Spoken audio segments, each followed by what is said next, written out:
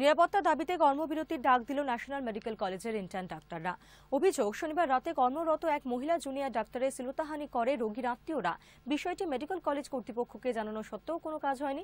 Intern ডাক্তারদের দাবি, উপযুক্ত ব্যবস্থা না নেওয়া পর্যন্ত চলবে কর্মবিরতি। তাদের আরও দাবি, ইন্টার্নদের দিয়ে বেশি নাইট করানো হয়, তাই কাজের চাপ বেশি থাকে। এরপর যদি নিরাপত্তার বিষয়টি সুনিশ্চিত না হয় তাহলে কাজ করা সম্ভব নয়।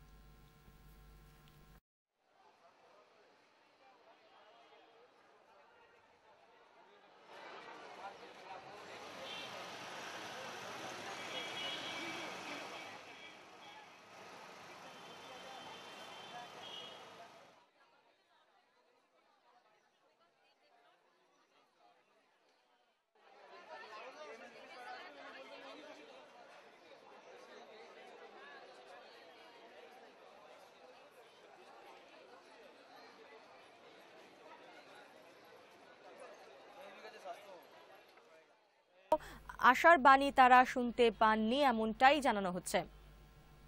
এনে কথা বলবো, টেলিফোন লাইনে রয়েছেন আমাদের প্রতিনিধি দেবপ্রসাদ অধিকারী। দেবপ্রসাদ, এখন এই মুহূর্তে ঠিক কি ছবি ধরা পড়ছে? কারণ সুপারের সঙ্গে তাদের বৈঠক হয়েছে, বৈঠক থেকে ঠিক কি কি বিষয়গুলো উঠে আসলো? দেখো, 2টো নাগাদ সুপার তার দুজন প্রতিনিধিকে পাঠান এই জুনিয়র ডাক্তার অর্থাৎ ইন্টার্নদের সঙ্গে কথা বলার জন্য, এবং তারা এসে ইন্টার্নদের সঙ্গে কথা বলেন এবং তারা বলেন যে এই যে ঘটনা ঘটেছে এই ঘটনা হাসপাতাল কর্তৃপক্ষকে কেন জানানো হয়নি, তোমরা আগে কেন হাসপাতাল কর্তৃপক্ষকে জানাওনি, এবং মিডিয়ার মারফত কেন হাসপাতাল কর্তৃপক্ষ এই ঘটনা জানতে পারবে, এর একটা সমাধান সূত্র বের করা উচিত।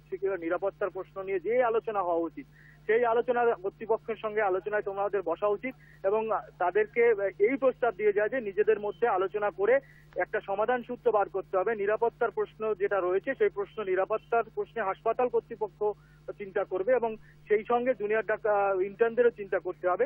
এইসব নিয়ে একটা সমাধান সূত্রের জন্য আড়াইটা নাগাদ তারা আলোচনায় যায় এবং সুপারের ঘরে সমস্ত এই ইন্টার্ন ডাক্তাররা যায় এবং আলোচনা প্রায় 1 ঘন্টা ধরে এই আলোচনা চলে।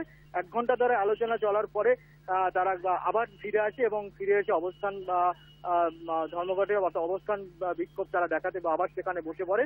কারণ হচ্ছে তারা যে প্রশ্ন রয়েছে, অর্থাৎ নিরাপত্তার প্রশ্নে প্রথমত হচ্ছে যে ইন্টার্নদের বেশিরভাগ সময় তাদের রাতের ডিউটি দেওয়া হয়ে থাকে এবং সেক্ষেত্রে যথাযোগ্য নিরাপত্তা ব্যবস্থা থাকে না এবং শনিবার যে ঘটনাটা ঘটেছে সেটা নিরাপত্তা কর্মীর সামনেই ঘটেছে বলে তাদের অভিযোগ। অর্থাৎ তাদের যথাযোগ্য নিরাপত্তার ব্যবস্থা এনশিওর করতে হবে, তবেই তারা এই অবস্থান বিক্ষোভ থেকে উঠবে। অর্থাৎ সেক্ষেত্রে একটা জিনিস পরিষ্কার যে সুপারের সঙ্গে যে আলোচনা ফলপ্রসূ হয়নি সেটা পরিষ্কার, যার কারণে তারা আবার এসে কিন্তু অবস্থান বিক্ষোভে বসেছে।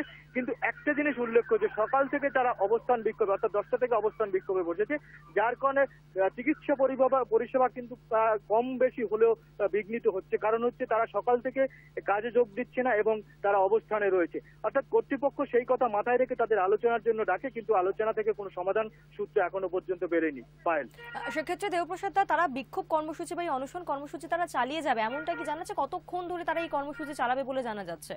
দেখো, তারা প্রথম থেকেই বলে আসছে যে আমাদের যে প্রশ্ন, অর্থাৎ কয়েকটি নিরাপত্তার প্রশ্নে কয়েকটা বিষয় আছে।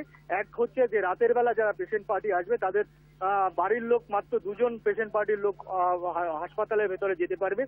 2 হচ্ছে যে এইরকম ঘটনা এর আগেও ঘটেছে, যে লেডি জুনিয়র ডাক্তার যে শ্লীলতাহানির ঘটনা আগেও ঘটেছে এবং কর্তৃপক্ষকে জানানো হয়েছে, তারপরেও তারা কোনো ব্যবস্থা নেয়নি। এবারেও তারা আবার প্রতিশ্রুতি দেবে এবং সেই প্রতিশ্রুতির নিয়েই তারা ফিরতে চাইছে না। তারা নিরাপত্তার প্রশ্নে যে অর্থাৎ পুলিশি ব্যবস্থার আরো করা সেই সব ব্যবস্থার জন্য নিরাপত্তার প্রশ্নে যে জায়গাগুলো রয়েছে সেই জায়গাগুলোর সমাধান সূত্র অর্থাৎ এনশিওর না হওয়া পর্যন্ত তারা এই অবস্থান বিক্ষোভ থেকে সরবে না। ধন্যবাদ তোমাকে। আমাদের সঙ্গে টেলিফোন লাইনে ছিলেন আমাদের প্রতিনিধি দেবপ্রসাদ অধিকারী। অর্থাৎ এখনো বিক্ষোভ কর্মসূচি, কর্মবিরতি কর্মসূচি তারা চালিয়ে যাচ্ছে। যেমনটা জানালেন আমাদের প্রতিনিধি যে 2:30 নাগাদ বৈঠক হয়েছিল সুপারের সঙ্গে, তবে সেই বৈঠক থেকে তারা কোনো আশার বাণী শুনতে পারেননি ইন্টার্নরা, তাই তারা এখনো বিক্ষোভ কর্মসূচি চালিয়ে যাচ্ছে এবং তাদের এই কর্মবিরতি কর্মসূচি চলবে এমনটাই তারা জানাচ্ছে। যতক্ষণ না তাদের দাবি পূরণ হচ্ছে ততক্ষণ তারা এই কর্মবিরতি কর্মসূচি চালিয়ে যাবে।